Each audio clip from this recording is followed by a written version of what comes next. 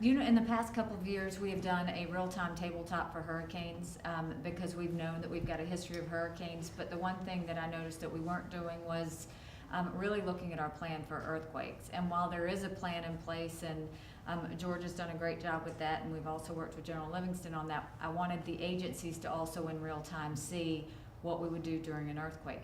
Very different than a hurricane. We have no warning. You have a different response from the public, which is one of more panic. A lot of the infrastructure is not in place that we need to have, so you're looking at aviation as opposed to being able to get through on roads.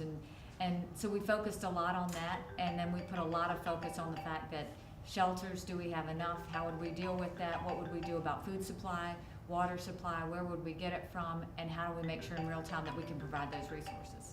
On a scale of 1 to 10, how prepared is South Carolina? I think it's a good start, but I told them I wasn't satisfied yet. I told them that we needed to fine tune some details. I want to actually know the inventory of the radios and the quality and make sure that we're going to be able to communicate. I want to know exactly how much water we will have in storage and where we're going to get it. I don't want us waiting at the last minute for somebody to send us water, and the same thing to go with food. I think we're good from a law enforcement standpoint. We're very good from the National Guard standpoint. We're very good.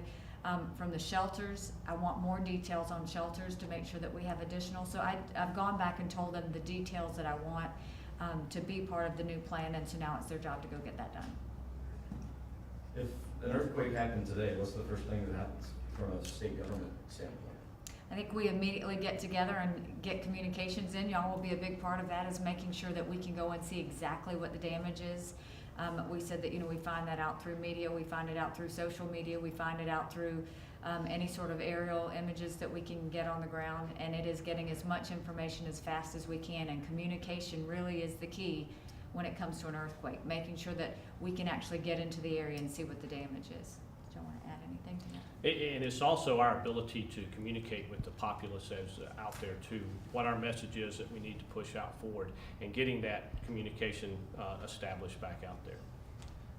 One of the things the governor has emphasized is that we have a pretty good plan, and we will be executed well, but it is keeping the public informed so there is not panic, and also to allow them to know the help is on the way. Obviously, search and rescue is going to be very an immediate need, so we'll move into that mode very, very quickly, but we need to communicate to the public that search and rescue is on its way and that help is on its way, and to develop those expectations.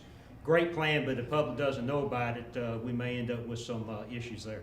And so I think a lot of what we had was, I think we've got a great starting point. I felt overall good, but I want it to be perfect. I want us to know that every agency is in sync with each other, and I want to know that the resources, more importantly, that we're not waiting on anybody from out of state to help us, that we've already got it here. So those are now we're into the fine tuning of the details, which is always a good place to be. But we're going to meet back together and make sure that we fine tune that, and I think overall make sure that South Carolinians are protected, and I think that they will be. Okay.